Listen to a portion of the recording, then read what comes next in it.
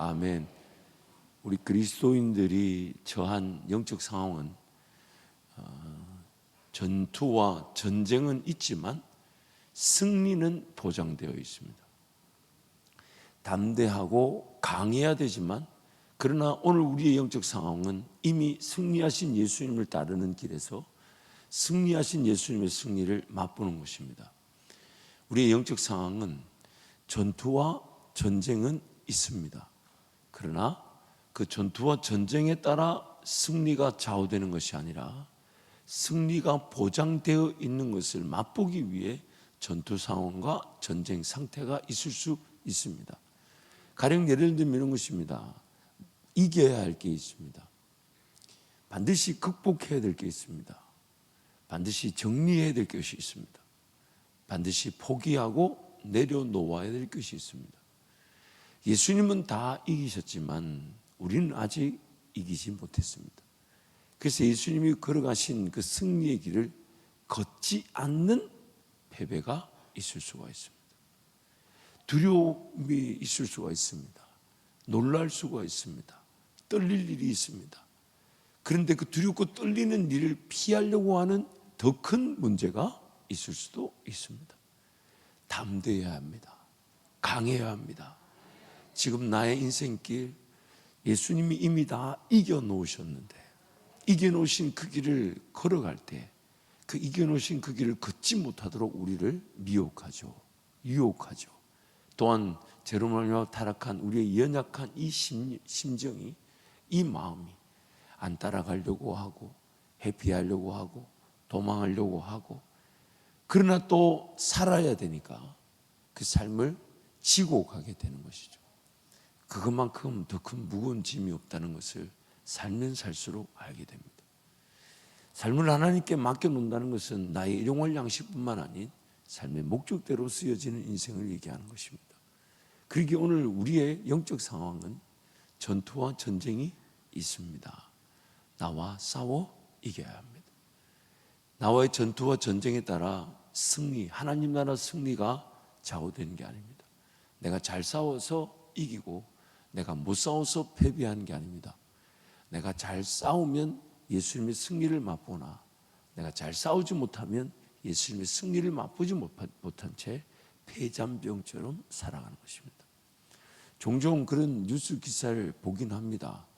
전쟁이 끝났는데 전쟁이 끝난 줄 모르고 자기만의 전쟁에 빠져가지고 예를 들면 필리핀 그 정글 속에서 일본군들이 전쟁이 끝난 20년, 30년 뒤에 발견되는 경우가 있죠. 그럼 20년, 30년 동안 그의 인생은 전쟁이 끝난 줄 알고 전쟁이 끝난 상황 속에 사는 것과 전쟁이 끝난 줄 모르고 전쟁에 빠져 있는 것은 엄청난 차이가 있는 것입니다. 그래서 자기 혼자 그 칼을 다 가다듬고 숨어가지고 30년 동안 그 정글 속에서 살아남았다는 거죠.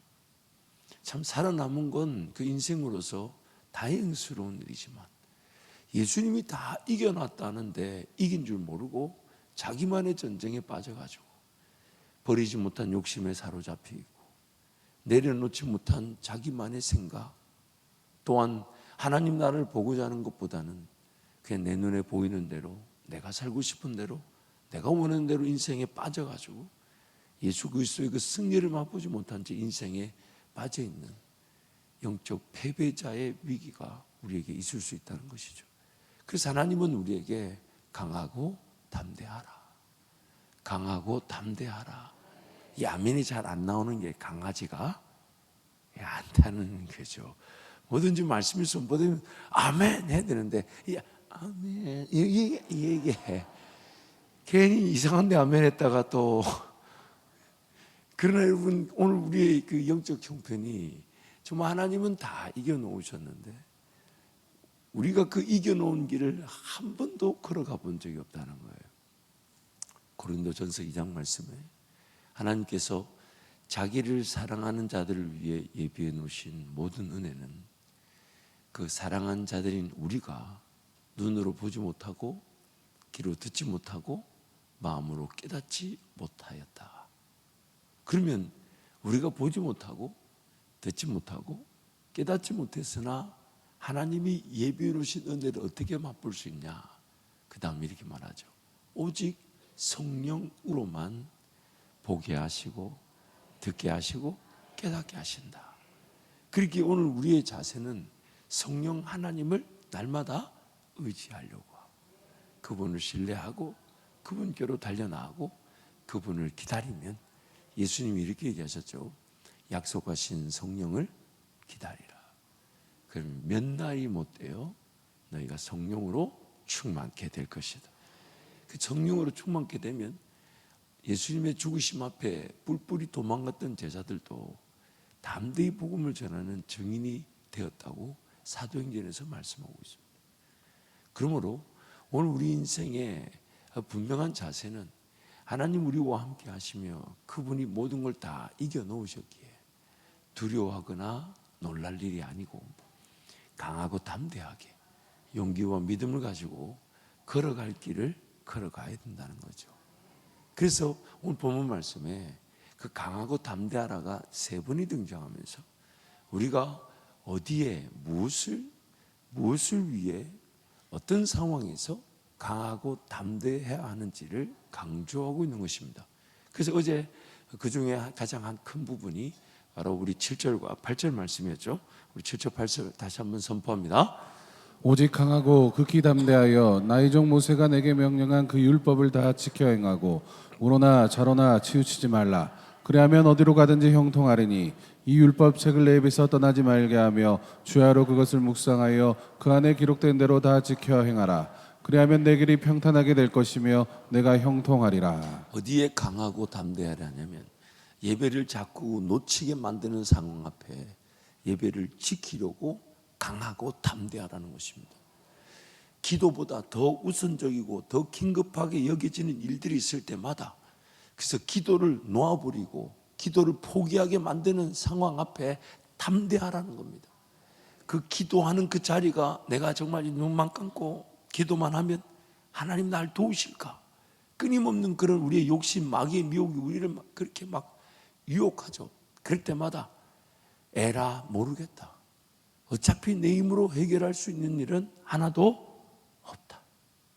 하나님께서 꿈꾸게 하셨고, 하나님께서 계획하게 하셨고, 하나님께서 기도하게 하셨고, 하나님께서 순종하게 하셨다면 그 어떤 일도 내 힘과 내 능력으로 이룰 수 있는 일은 하나도 없다.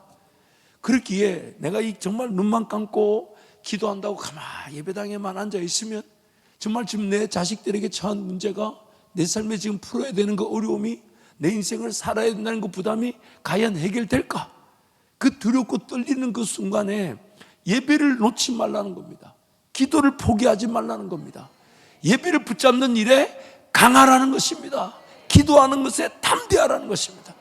내가 세상 나가서 그 세상 소리에 빠져서 하나님 음성을 못 듣고 그 가운데 뭔가 일을 해결하고 뭔가 내가 일용할 양식을 만들어내고 삶을 영위하고자 하는 그 삶에 빠지지 말고 차라리 내가 하나님을 만나서 하나님 그분을 기다리고 하나님 그분의 은혜를 구하다가 그 기도의 자리, 예배의 자리가 내 삶의 마지막이 되더라도 차라리 인생의 문제를 해결하느라 예배를 잃어버리고 기도를 잃어버리다가 사는 것보다 인생의 문제가 아닌 하나님을 기다리다가 죽음을 처하더라도 그 기도의 자리, 예배의 자리가 천국의 시작이라면 그 가치에 목숨을 걸 강하고 담대하라. 강하고 담대하라. 하나님의 말씀을 입에서 떠나지 말게 하며 주야로 그것을 묵상하여 그 말씀을 지켜 행하라. 그 일에 강하고 담대하라는 거예요. 세상 사람들이 볼 때는 지금 바쁘게 일을 해도 성과가 있을까 말까 한데, 지금 바쁘게 일을 해도 내 삶이 지켜질까 안 지켜질까 보장이 되지 않는데, 하나님께서 내 삶을 지켜야만 내 삶이 안전할 수 있다고, 그래서 더 잘 자고 잘 먹고 일을 더 많이 해야 된다고 요구가 빗발치는데 그걸 다 내려놓고 담대히 하나님 앞에 나오는 거죠. 하나님만이 내 인생의 주인이십니다. 하나님만이 내 인생을 인도하십니다. 하나님만이 내 인생을 도우십니다. 그래서 예배 자리를 지켜내고 기도의 자리를 지켜내는 일에 강하고 담대하라. 강하고 담대하라. 두려워하지 마라. 놀라지 마라. 하나님 그분께 모든 것이 달려있다. 그래서 예배를 놓칠 것을 두려워할 줄 알고, 기도가 안 되는 것을 내가 정말 문제가 있는 줄 알고, 그래서 세상으로 뛰쳐나가 더 열심히 일하고 더 부지런히 일하고 더 성실하게 일해야 되는 그런 욕구, 물론 부지런히 일해야죠. 성실해야죠. 하나님 그분의 은혜를 구하며 최선을 다해야 되죠. 하지만 예배를 놓치면서까지 최선을 다할 수 있는 일은 존재하지 않습니다. 기도를 내가 포기하면서까지 급하고 긴급한 일은 있을 수가 없습니다. 왜냐하면 하나님이 모든 일을 결정하는 주인이시기 때문입니다. 하나님의 주권에 달려 있습니다. 하나님 그분이 모든 것을 결정하시는데 그분께 예배하지 못할 만큼 긴급한 일이 우리에게 주어질 수 있을까요? 그분께 기도를 하지 못할 만큼 위급한 일이 우리 가운데 나타날 수 있을까요? 그 어떤 상황, 상태, 우리가 생각할 때 정말 더 이상 이 소망이 없다고 느껴져도 그것이 하나님의 절대적인 주권 속에 우리 가운데 결정되어져 있는 것이라면 하나님께서 그 일이 예배가 되지 않도록 허락하신 일은 없으며 오히려 우리가 당한 위기와 위험이 더 깊은 예배 자리에 기회가 되게 하시고 하나님께 내 마음과 정성과 뜻과 힘을 다해서 하나님을 찾을 수 있는 계기가 되게 하시면 하시지, 예배하지 못할 만큼 긴급하고 위급한 일은 존재하지 않습니다. 기도하지 못할 만큼 지금 내 삶에 어려운 문제나 아픔은 없습니다. 하나님 그분이 모든 것을 결정하시기 때문이죠. 그래서 예배를 철저하게 붙잡을 일에 강하라는 겁니다. 우리가 살아오면서 가장 쉽게 타협되었던 게 예배였을 수 있습니다. 가장 먼저 포기되어졌던 것이 기도하는 시간이었을 수 있습니다.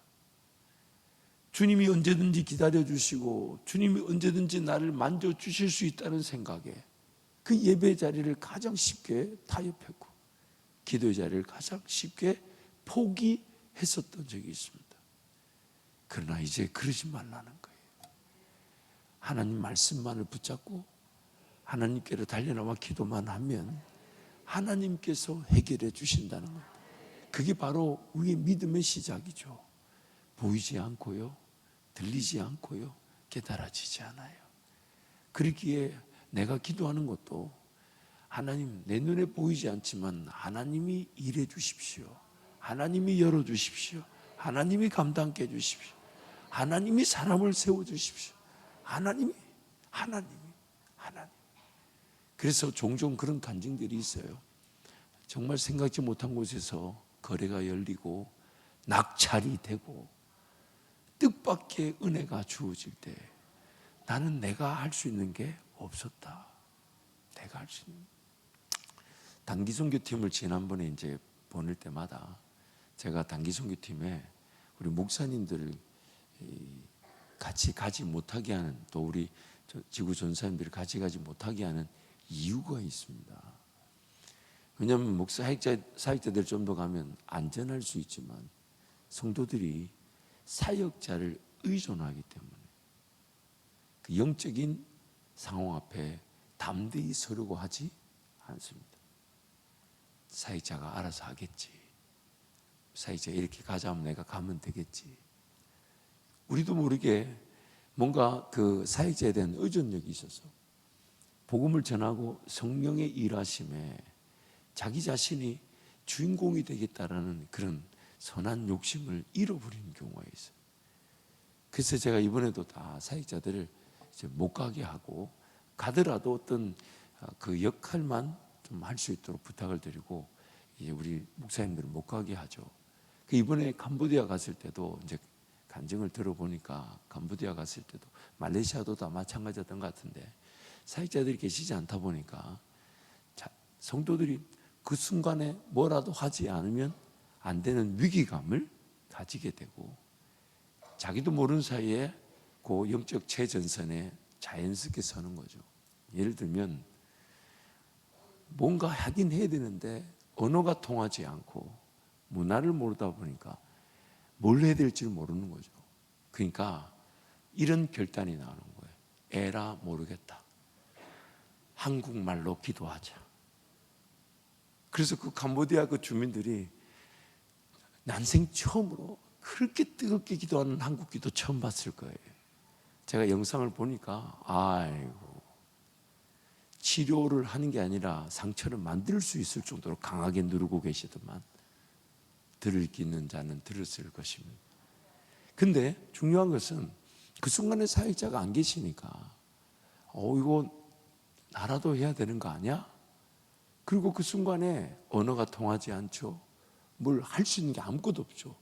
그런데 감사한 게 한국말로 기도했는데 그 캄보디아 사람들이, 말레이시아 사람들이 성령께서 만지심을 같이 느끼더라는 겁니다.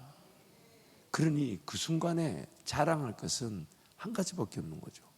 말이 통한 것도 아니고 말을 잘한 것도 아닌데 우리 가운데 이 만지심은 그나 우리나 성령 하나님이심을 간증하게 되는 것이죠. 잊지 마십시오, 여러분. 오늘 우리의 그 복음 전파, 그 삶의 자리는 하나님만이 우리 삶을 이끌어 가실 수가 있습니다. 그러기에 우리가 정말 마음을 굳게 먹고 용기와 믿음이 필요한 것은 삶을 잘 살아내기 위한 현장이 아니라 하나님을 잃어버릴까? 하나님과의 그 관계 중심의 예배를 잃어버릴까? 하나님 그분께 기도해야 될 기도의 시간을 잃어버릴 것을 두려워하고 거기에 용기와 믿음을 주실 하나님을 기대할 때 하나님 반드시 그 예배와 기도의 자리에서 우리를 만나 주실 뿐 아니라 바쁘게 살아내 달라는 세상의 요구 속에 하나님과의 관계 중심이면 충분하다는 것을 우리도 세상도 보게 되는 것입니다. 그래서 강하고 담대하라. 하나님 말씀을 늘 주야로 묵상하며 그 말씀을 떠나지 말고 그 말씀을 지켜 행하라. 내 입에서 떠나지 말게 하라. 그리고 그것을 자녀들에게도 가르쳐 주라죠. 앉을 때든지 설 때든지 걸어갈 때든지 누울 때든지 어느 때든지 하나님 말씀을 늘 묵상하도록 가르치고 그 말씀을 지켜 행하도록, 그것이 하나님께서 우리에게 강하고 담대하라는 하나님의 말씀인 것입니다. 또한 두 번째로 하나님께서 6절 말씀에 이렇게 말씀합니다. 함께 선포합니다. 강하고 담대하라. 너는 내가 그들의 조상에게 맹세하여 그들에게 주리라 한 땅을 이 백성에게 차지하게 하리라. 하나님께서 땅을 예비해 놓으시고 이제 그 땅 가운데서 나와 함께 우리 백성들과 하나님의 백성들과 함께 하나님 나라를 이루겠다. 그래 가자. 그래서 애굽에서부터 건져내셨습니다. 근데 하나님 나라를 위해 예비해 놓으신 땅이면 마땅히 들어가서 그 땅에서 하나님과 동행하며 땅을 차지하게 될 텐데 왜 강해야 되고 담대해야 될까요? 예를 들면 이런 거죠. 땅 문서를 아버지가 가지고 계시다가 돌아가실 때 아들아, 땅 문서 여기 있다. 이게 내가 하나님 은혜로 살아왔는데 이런 땅을 주셨다. 이제 너도 이걸 잘 관리하며 살아라. 받았을 때 그 땅에 한 번도 가본 적이 없어요. 근데 땅 문서를 받았을 때 여러분 기분이 어떨 것 같아요? 참 저나 여러분은 안 받아봐가지고 잘 모르는데 안 받아봐가지고 잘 모르지만 기분이 어떨 것 같아요? 좀 땅이라니까 잘 모르는 모양인데 대전에서 제일 비싼 아파트를 문서를 나에게 주시면서 이거 자 이제 너도 잘 관리하고 살아라고 그 아파트 집 문서를 받는다 생각해 보세요. 기분이 어떨 것 같아요? 아니 제가 아무 소리 안 할 테니까 강하고 담대하게 얘기를 한번 해보세요. 아니 어떨 것 같아요? 솔직하게요. 좋지요. 근데 땅 문서를 받는데 그 아버지가 하는 말이 강하고 담대하래요. 왜? 아니 땅 문서를 주고 집 문서를 주시는데 하나님이 집 문서를 주시면 이렇게 집 문서를 이렇게 딱 주면서 야 아들 이 집 문서 그러면 기분이 좋아야 되잖아요. 근데 아버지 하는 말이 근데 강하고 담대하라. 왜일까요? 하나님 나라의 그 땅은 내가 살기 좋도록 집이 지어져 있고 성읍이 지어질 수 있지만 하나님을 섬기지 않는 이들이 쫓겨나고 몰아내어지는 하나님 나라기 때문에 내가 땅 문서를 들었다 할지라도 그 땅에 자기 땅인 줄 알고 살아있는 그 사람들이 하나님 그분께서 앞서가시며 왕보를 보내시고 사자를 보내시고 위험을 보내셔서 그들을 쫓아내게 하시고 몰아내실 거기에 내가 땅 문서를 들고 왔는데 이게 내 땅이 아닌가 봐. 누가 이미 살고 있어. 누가 이미 땅을 차지하고 있어. 아버지가 이거 자기가 땅 문서 위조한 거 아니야? 아버지 착각한 거 아니야? 어디서 이거 누가 속아가지고 땅 문서라고 받아놓고 평생 이거 아버지 땅도 아닌데 아버지 땅인 것처럼 그리고 나한테 주신 거 아니야? 이런 의심이 들 수 있죠. 그래서 하나님 우리에게 주시겠다는 그 땅은 하나님 그분께서 우리 앞서가시면서 정리하실 것을 정리하며 그 일에 내가 함께하는 하나님 나라 회복인 것입니다. 마치 그 땅에 하나님을 섬기지 않는 이들이 우상을 만들어 놓고 우상의 예배당을 만들어 놓고 근데 하나님이 이렇게 얘기하셨어요. 내가 그 거민들을 내 앞에서 나의 앞에서 내 눈 앞에서 내가 그들을 쫓아내겠다. 그들을 몰아내겠다. 그들을 정리하겠다. 그러시면서 나에게 요구하신 것은 그들을 내가 쫓아내고 몰아내고 정리하면 그들이 섬겼던 우상을 네가 부숴라. 그들이 세워놨던 우상의 신전을 네가 완전히 초토화시켜버려라. 그러시면서 우리에게 그 길을 가자 하시는 거예요. 그러니 오늘 저와 여러분이 하나님 나에게 지경이 넓혀지게 하실 인생의 기회로서 내 삶을 인도해 가실 때 강하고 담대해야 돼요. 용기를 믿음을 가지고 끝까지 하나님 바라보고 그러나 그 전쟁이 나에게 달려있지 않고 누구에게 달려있다고요? 하나님. 그래서 가서 서는 겁니다. 두려워하여 그 하나님을 따라가지 않고 도망가고 회피하고 내 하고 싶은 거, 내 할 수 있는 거 그런 거 말고 하나님이 나에게 가자 하시는 그 땅 앞에 담대히 서는 겁니다. 담대히 서서 하나님 나에게 주겠다는 그 약속의 땅을 어떻게 나에게 주시는지 그 땅, 그 거민들을 어떻게 몰아내시는지 어떻게 정리하시는지 그것이 바로 하나님 우리에게 강하고 담대하라 하시는 것이 강하고 세 번째 9절 말씀 강하고 담대한 말씀 함께 선포합니다. 내가 내게 명령한 것이 아니냐. 강하고 담대하라. 두려워하지 말며 놀라지 말라. 내가 어디로 가든지 내 하나님 여호와가 너와 함께하리 하시니라. 아멘. 이제 하나님께 약속의 땅으로 인도해 가시면서 그 땅 반드시 차지하게 할 것이니까 도망가지 말고 회피하지 말고 그 앞에 서라. 예배자로 서고 기도자로 서면 하나님 반드시 정리해 주실 것이고 그 땅이 저와 여러분이 하나님의 백성으로 살아갈 나라가 될 것이다. 그러기에 우리에게 요구되어진 것은 예배를 잃어버리지 않고 기도를 잃어버리지 않고 그걸 잃어버리게 만드는 이들 앞에 강하고 담대하여 예배 자리를 지켜내고 기도의 자리를 지켜내면 하나님께서 어디로 가든지 나와 함께 하신다는 거예요. 근데 이 보세요. 어디로 가든지라는 말이 중요해요. 두려워하지 말고 놀라지 말라까지 얘기하는 걸 보니까 내가 실수할 수도 있고 실패할 수도 있는 길이지만 하나님이 함께 하실 것이니까 놀라지 말라는 거예요. 그래서 실제로 가나안 땅을 차지할 때 실패한 전쟁이 있었죠. 물론 딱 한 번 있었어요. 그게 뭐죠? 아이성 전투였어요. 그러나 그런 실패가 있고 넘어짐이 있고 쓰러짐이 있어도 그래서 내가 이건 줄 알았는데 그 길이 아니었고 이런 시도인 줄 알았는데 이런 사업인 줄 알았는데 이런 직장인 줄 알았는데 그게 아닐 때가 있었어요. 그때 하나님께서 배우게 하시죠.